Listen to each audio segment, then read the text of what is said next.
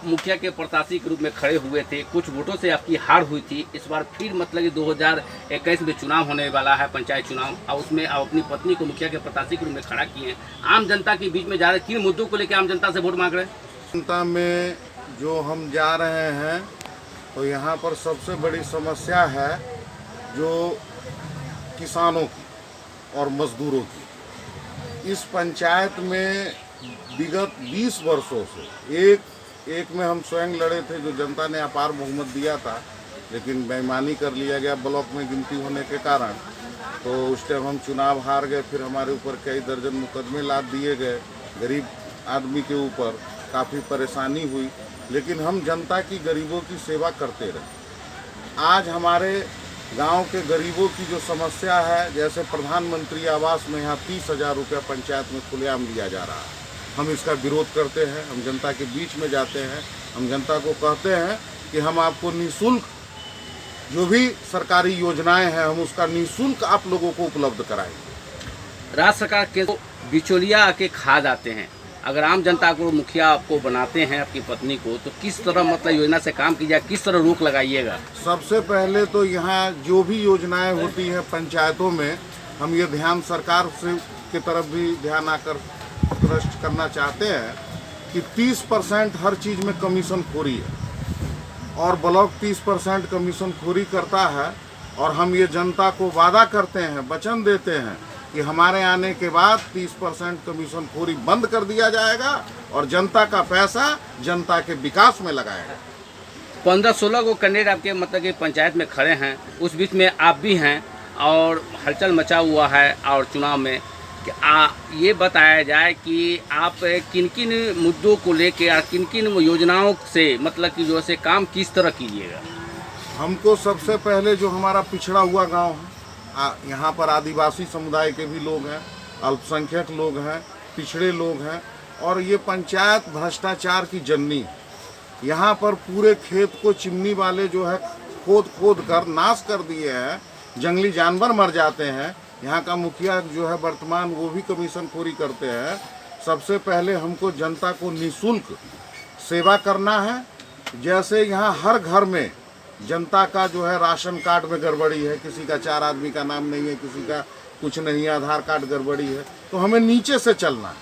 हमें पहले आधार कार्ड को बढ़िया करना है हर घर में, राशन कार्ड को हर घर से जोड़ना है, सरकार की जो भी योजनाएं हैं उसको गरीब जनता को उसका लाभ दिलाना है, और बिचौलियों को किसी भी कीमत पर इसमें घुसखोरी नहीं करने दिया जाए। आप बोर्ड पर लिखे हुए हैं कि पूर्व डीजीपी बिहार के विचारधारा, गुप्तेश्वर पांडे के विचारधारा पर आप चल रहे हैं। ये लिखने का क्या पॉइंट है? ये लिखने का इसलिए पॉइंट है कि आज जो हम लोग शांति से, या आप भी जो यहाँ पर बयान ले रहे हैं, ये इलाका घोर नक्सलग्रस्त था और यहाँ पर नक्सलियों द्वारा खुलेआम अपना मेला लगाया जाता था और वहाँ खुलेआम हथियारों की नुमाइश होती थी। प्रशासन के ऊपर जो है कोई वो नहीं था और कोई भी आदमी यहाँ सुरक्षित नहीं था। गरीब लोगों को यहाँ पर जो है से नक्सली लोग तरह तरह की लोक लुभावनाएं, लालच, लोभ देकर अपने में मिलाए हुए थे। ऐसी विषम परिस्थितियों में उन्होंने रात दिन, गुप्तेश्वर पांडे जी ने रात दिन काम करके यहाँ के गरीब नौजवान भोले भालों को नक्सली आंदोलन से निकालने का काम किए, शांति व्यवस्था यहाँ बहाल करने का काम किए, गरीबों को न्याय दिलाने का काम किए। इसलिए हम उनकी विचारधारा पर चलने का काम करते हैं कि ऐसे महापुरुष जो समाज को सच्चा रास्ता दिखाएं और जो विकास का रास्ता हो, विनाश का ना हो, तो गुप्तेश्वर पांडे ही दिखाते हैं। तो इसलिए हम उनके मार्गदर्शन पर और उनकी विचारधारा पर चलते हैं और उसमें मुझे बहुत आनंद होता है। और हमारे जन सेवा केंद्र में 300 ग्रामीण परिवार जुड़े हुए हैं, शुरू से ही आदिवासी समुदाय, हरिजन समुदाय, और जो भी हमारे छोटे छोटे किसान हैं, क्योंकि खेत बचाओ किसान बचाओ। जीतने के बाद मतलब मुखिया अगर बनती है, जीतने के बाद आपका मतलब फर्स्ट जो है प्राथमिकता क्या रहेगी? हम सबसे पहले जो हमारा सबसे पिछड़ा क्षेत्र है कुरवारी टोला, सुंदर नगर से जोगी बाबा तक हम 2 लाइन रोड बनवाएंगे और वहाँ से जोगी बाबा से तरमा पर जो है मुख्य सड़क से जोड़ेंगे उस रोड को 2 लाइन, और उस सड़क को हम माधोपुर लाइन से भी जोड़ेंगे 2 लाइन, और वहाँ पर हम लोग धार्मिक स्पॉट की हमारी जो है ज़मीन है, यहाँ पर उग्रतारा भगवती का स्थान है, जिनकी सारी ज़मीन जो सरकार की ज़मीन थी, संस्था की ज़मीन थी उग्रतारा भगवती की, वो यहाँ के मुखिया ने कमीशन खोरी करके पूरा बाहरी आदमियों के साथ बेच दिया है। अगर कोई गरीब उसमें बोलता है तो उसको विभिन्न थाना से मिलाकर विभिन्न धारा में मुकदमा करके जेल भी भिजवा देता है। जो मेरे ऊपर दर्जनों मुकदमे हुए, मेरा घर भी देख लीजिए, आज भी मैं झुग्गी में रह रहा हूँ, आज भी मेरा ऑफिस कार्यालय जो है झुग्गी के अंदर में है, लेकिन गांव के सारे जनता यहाँ पर है।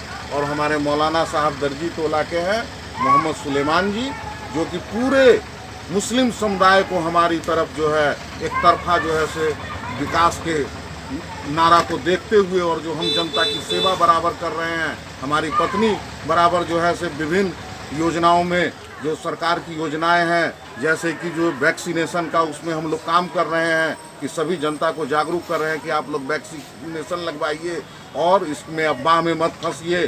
जो भी हम सरकार की योजना है उसमें हम लोग बढ़ चढ़कर सभी नागरिकों को और गरीबों को हम लोग आगे बढ़ाने का काम करते हैं। और यहाँ पर जो मेन समस्या है वो है, जैसे आपने देखा होगा कि सड़क है तो नाला नहीं, नाला है तो सड़क नहीं। इस बार ईवीएम से चुनाव होने वाला है, तो कैसे मतलब कि जैसे आप उनके मतलब ईवीएम से चुनाव होने वाला है, इस पर क्या कहना है आपका?